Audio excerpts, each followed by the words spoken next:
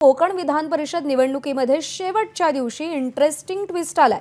कारण मंत्री नितेश राणे हे महाविकास आघाडीचे उमेदवार सुरेंद्र उर्फ बाळ माने यांच्यासोबत रत्नागिरी जिल्हाधिकारी कार्यालयामध्ये दाखल झालेत। ठाकरेंच्या शिवसेनेचे बाळ माने हे महाविकास आघाडीचे अधिकृत उमेदवार आहेत आणि त्यातच आता ते नितेश राणेंसोबत जिल्हाधिकारी कार्यालयात गेल्यानं आता बाळ माने उमेदवारी अर्ज मागे घेणार का याबाबत चर्चा रंगली आहे। बाळ माने हे भाजपमध्ये होते। 2024च्या विधानसभा निवडणुकीवेळी त्यांनी ठाकरेंच्या शिवसेनेत प्रवेश केला होता।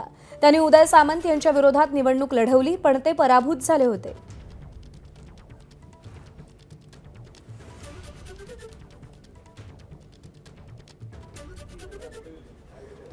तर ही सध्या आपण दृश्य पाहतोय। नितेश राणे यांच्यासोबत बाळ माने हे उपस्थित आहेत।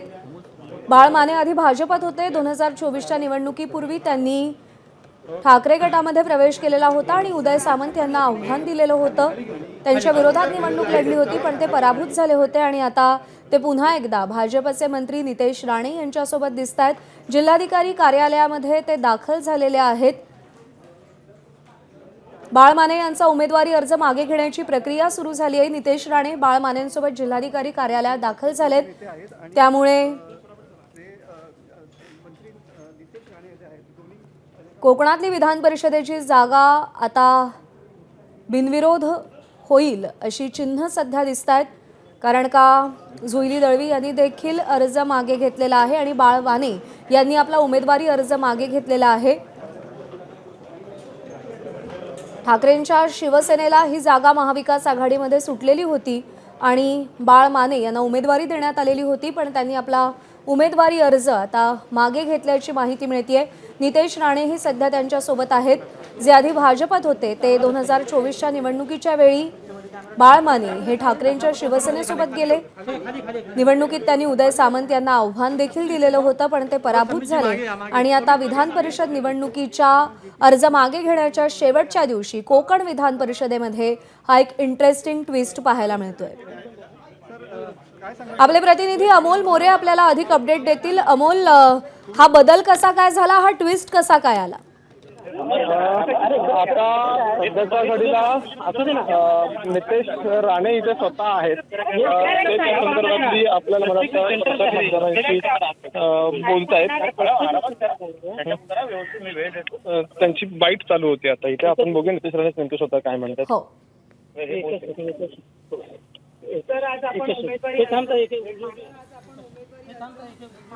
थांबा ताई, सगळ्यांचं एकत्र होऊन दे, विनंती आहे आपल्याला। आपण आपसातलं सांभाळा, आम्ही कसं सांभाळतो।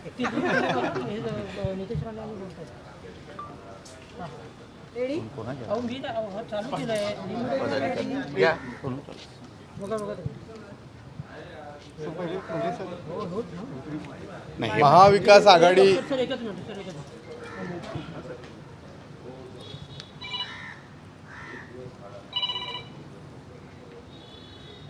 नितेश राणे काय प्रतिक्रिया देतात याची उत्सुकता आहे। महाविकास आघाडी म्हणून रायगड, रत्नागिरी, सिंधुदुर्ग विधान परिषद मतदारसंघामध्ये मी उमेदवारी अर्ज शिवसेना उद्धव बाळासाहेब ठाकरे पक्षाच्या वतीनं भरलेला होता। 2 दिवसापूर्वी स्क्रुटिनी झाली, छाननी झाली, त्यामध्ये 6च्या 6 उमेदवार वैध ठरले आणि आज अंतिम दिवस होता उमेदवारी अर्ज मागे घेण्याचा। या निवडणुकीमध्ये 1018 मतदार आहेत। त्याच्यातलं पक्षीय बलाबल मी फॉर्म भरतानाच मला माहिती होतं। महाविकास आघाडी म्हणून आमचं संख्याबळ 200च्या आसपास होतं। लोकशाहीमध्ये निवडणुका लढवल्या पाहिजेत, बिनविरोध होऊ नयेत ह्या मताचाच मी होतो। परंतु गेल्या 4-5 दिवसांमध्ये मी मतदारांच्या भेटीच्या निमित्तानं ह्या 1018 पैकी काही मतदार बंधू भगिनींना भेटण्याचा प्रयत्न केला, परंतु अनेक जण तीर्थयात्रेला गेल्याचं माझ्या लक्षात आलं। मी फॉर्म भरत असताना सुद्धा 4 फॉर्म भरले। एका फॉर्मला 10 सूचक लागतात। शिवसेना उद्धव बाळासाहेब ठाकरे पक्षाचे मशाल चिन्हाचे 55 नगरसेवक किंवा सदस्य जिल्हा परिषद म्हणून मतदार होते। मला 40 सह्या मिळाल्या एका फॉर्मवर 10 प्रमाणे। मला महाविकास आघाडीच्या इतर घटक पक्षांकडे मी सूचक म्हणून सह्या द्याव्यात म्हणून विनंती केली होती। कारण शिवसेना उद्धव बाळासाहेब ठाकरे पक्ष, राष्ट्रवादी शरदचंद्र पवार काँग्रेस पक्ष आणि त्याचबरोबर इंडियन नॅशनल काँग्रेस आमची बैठक झाली होती. इंडियन नॅशनल काँग्रेसचे प्रदेश अध्यक्ष सन्माननीय हर्षवर्धन सकपाळ साहेब, राष्ट्रवादी शरदचंद्र पवार काँग्रेसच्या वतीनं खासदार सुप्रियाताई सुळे होत्या आणि शिवसेना उद्धव बाळासाहेब ठाकरे पक्षाच्या वतीनं आमचे शिवसेना पक्षाचे सचिव आमदार असलेले मिलिंद नार्वेकर होते आणि त्याचबरोबर आमचे खासदार अनिल देसाई होते.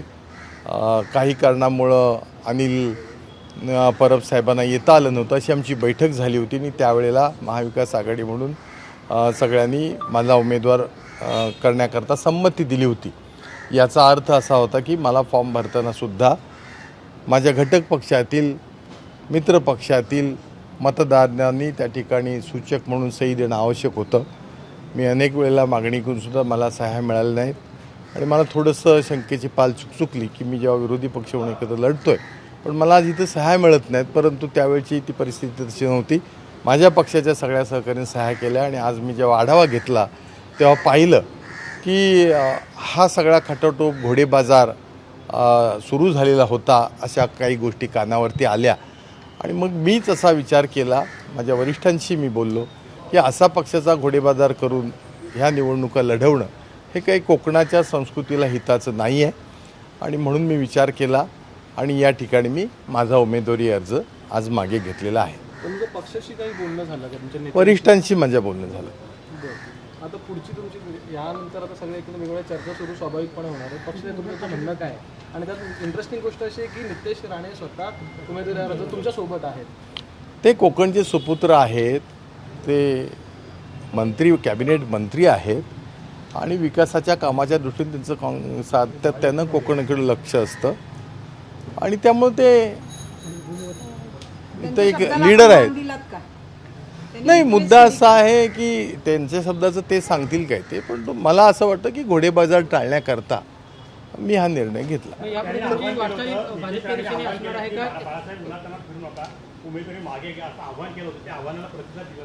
हो, तसं समजायला काही हरकत नाही. त्या तब्येतीची काळजी आहे मला. यापुढची वाटचाल ही तुमची भाजपच्या दिशेने असणार आहे का? वाटचाल रत्नागिरीत आहे म्हणजे.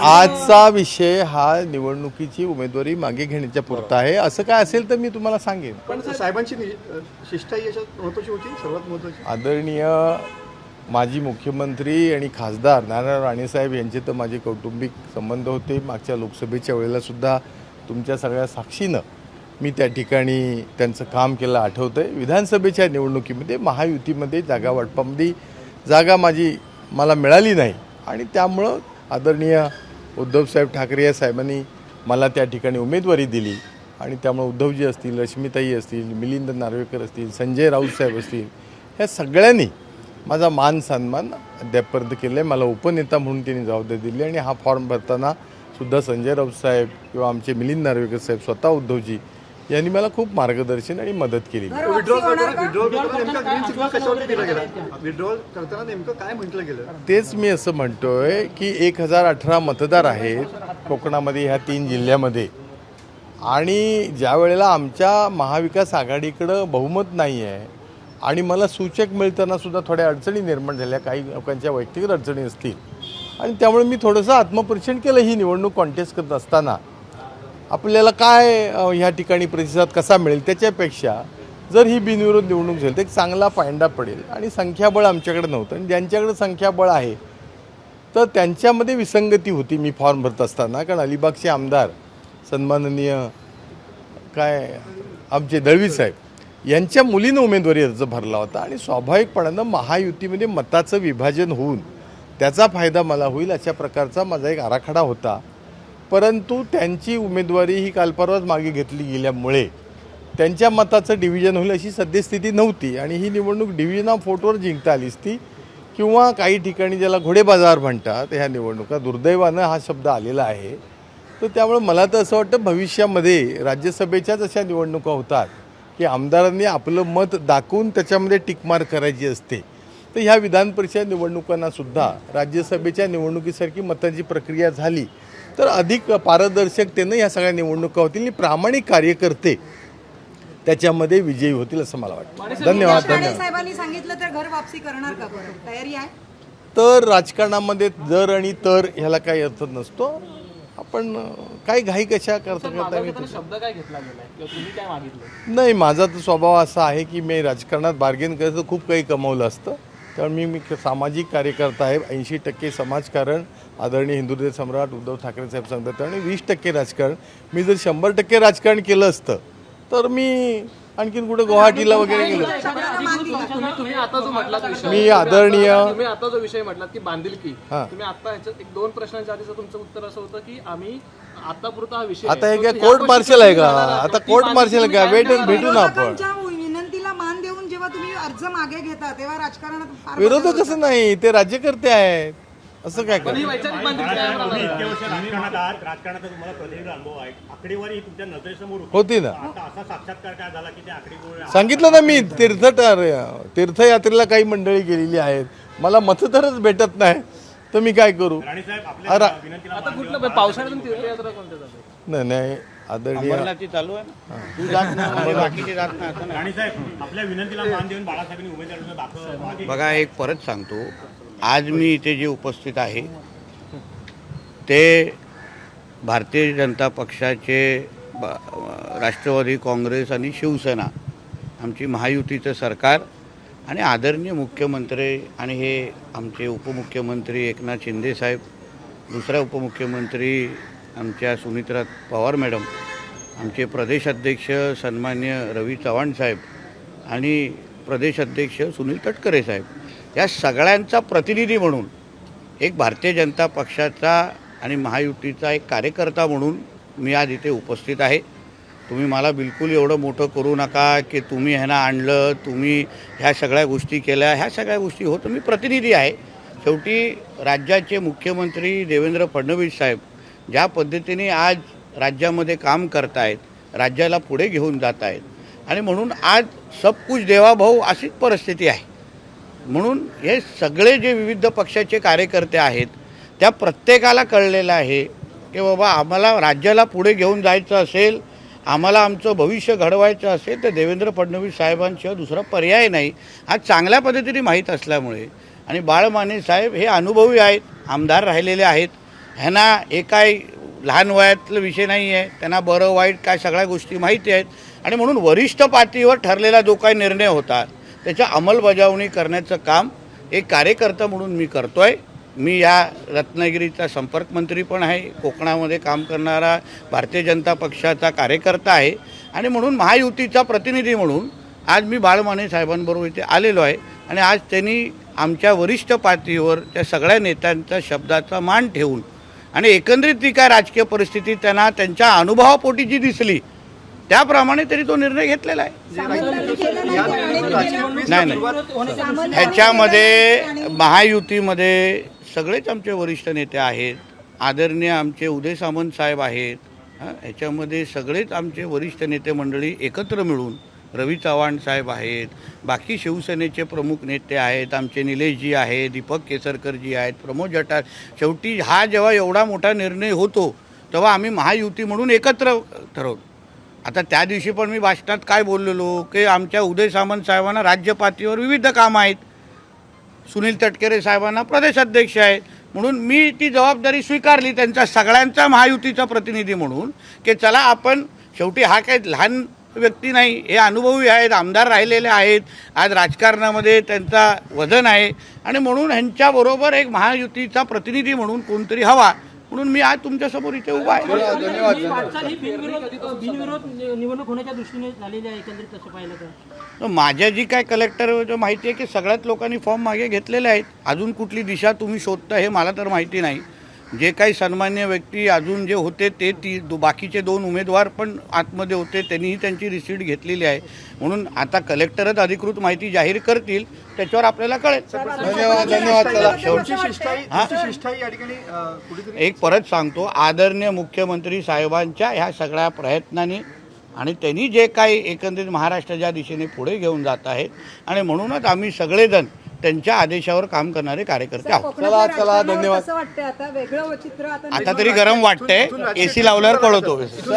धन्यवाद. तर बाळ माने यांनी उमेदवारी अर्ज मागे घेतल्यानंतरची त्यांची ही प्रतिक्रिया आपण पाहिलेली आहे. एबीपी माझा, उघडा डोळे बघा नीट.